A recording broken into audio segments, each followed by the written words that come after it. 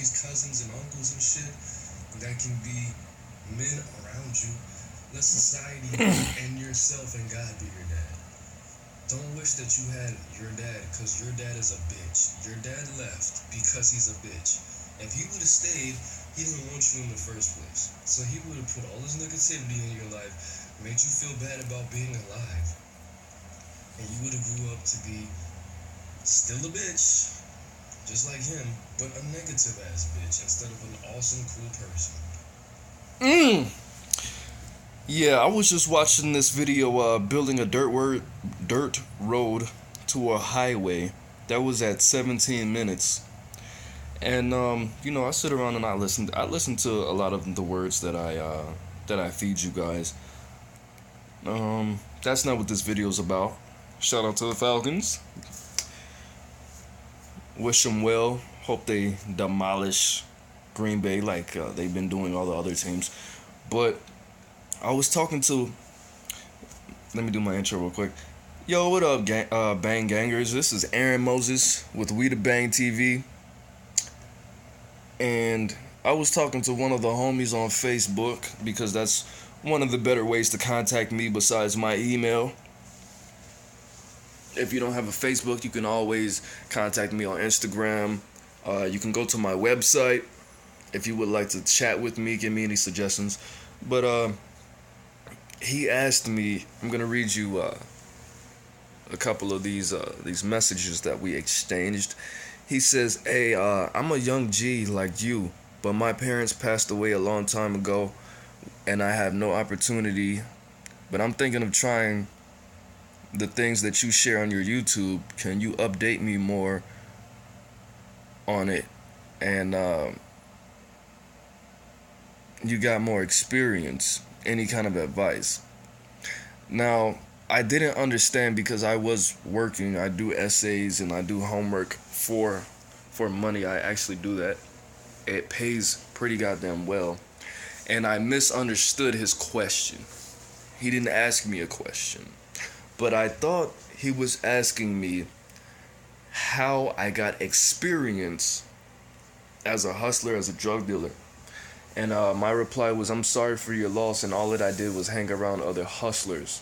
I soaked up game. I studied business. I tried to model myself after businessmen. I separated myself from the average street dude and came off as more structured, trustworthy, and respectable. I had good customer service, good communication, and kept my word. Let me see what else I said under that. I said I should make a video on that. So, how do you get experience as a hustler? As somebody who sells, things that you're not supposed to be selling by law. Everything that I tell you guys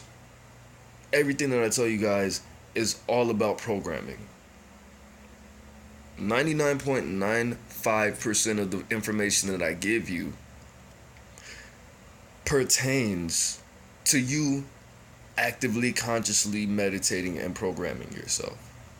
If you don't program yourself, somebody else will. And you don't always want that. Alright? I'm going to say it again.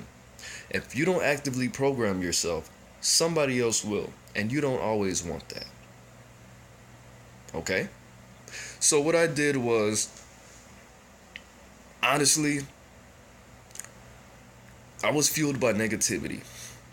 I was fueled by having to wear I make it a point to not tell you guys that I am from the hood, that I'm from somewhere that was violent, that was drug ridden.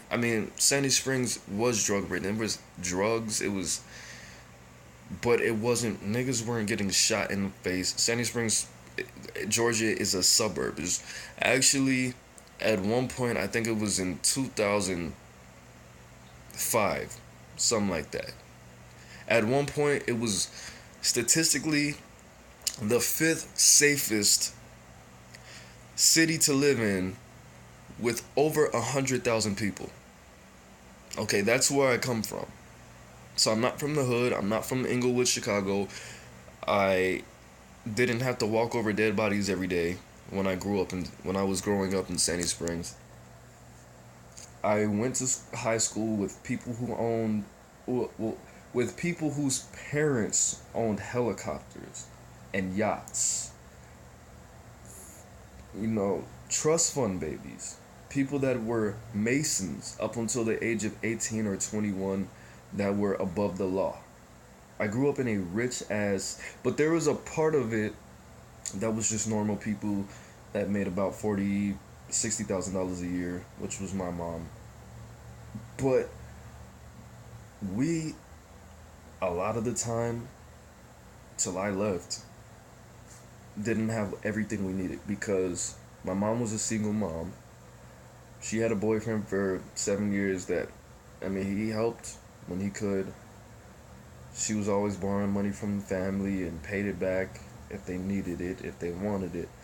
But, you know, just the fact that I was living around these rich ass, I had mansions a mile from my house. The fucking ambassador of an African country lived in a mansion down the street from my house. And I had to wear my jacket in the house. And we had to heat water on the stove that we bought from Kroger. We had to eat hot sauce and cheese sandwiches. We didn't always have everything. My mom was fucking irate after work, mad. Didn't know that I fucking knew it. Okay? At the same time, jacket in the house, heating water that we had to buy from Kroger, staying in fucking hotels because somebody gave my mom fucking $200-$300. The stress of that. Okay, yeah, I'm not from the hood. Okay, whatever. Poverty is still not fucking fun. It's still, okay, well, we don't have any lights, we don't have any water, we don't have any food. My mom can't get food stamps, blah, blah, blah. She got let go from her job because of the stress. You know, we can't have food stamps. Shit still got real. I still felt like I needed to do my part. I got a job for 2 weeks. I was already trapping before that and turned that into something. How I got that was from programming, bro. From programming, honestly, when I realized the music I was listening to, I listened to a lot of 3-6.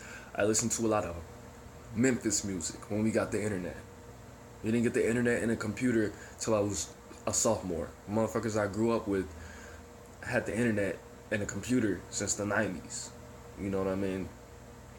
And I was geeked. I went to school telling everybody, we just got our first computer. And they're like, dude, you're poor as fuck. Get the fuck away from me. You know, type shit, whatever. That was painful, but, you know, made me a better person. What happened was I realized that I identified with these people on some level.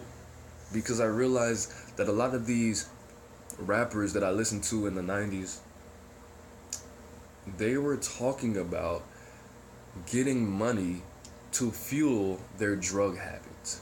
If you listen to a rapper named, the fuck is this nigga's name, bro? His name is Lil Noid. He talks about a lot that he was robbing people for cocaine. He was robbing people to get money for cocaine. And that was my situation. I didn't do cocaine. I didn't try coke till I was like 20, 21. But I picked up drug habits. I was doing acid. I was smoking a lot of weed. More weed than I can even perceive. I was smoking about a pound a season, bro. A pound every 3 months. I was smoking 100 grams. Probably something more than that. 100 grams every month.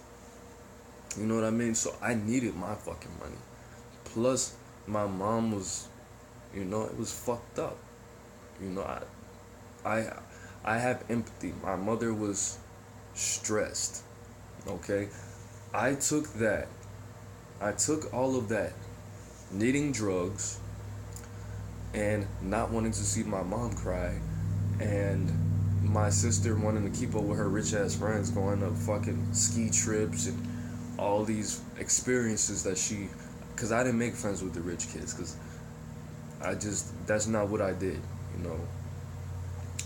Because a lot of the black kids that were rich, they didn't want to have anything to do with the normal black kids or the kids from the hood, because there was a big population of people from the inner city that were getting bussed, that woke up about an hour and a half before we did, before the people that actually lived in the area did, because, you know, it was a longer trip for them, all right? So all my friends were people whose family just came up, or they grouped together, and it was 7 motherfuckers in a 2-bedroom house or 1-bedroom apartment, and they all just came from Bed-Stuy, they all just came from Decatur, they all just came from Brownsville, they all just came from Watts, Compton, somewhere. That was my scene. Cleveland, Chicago. So just being around these people, and I never hung out with anybody that was my age, because I was the youngest.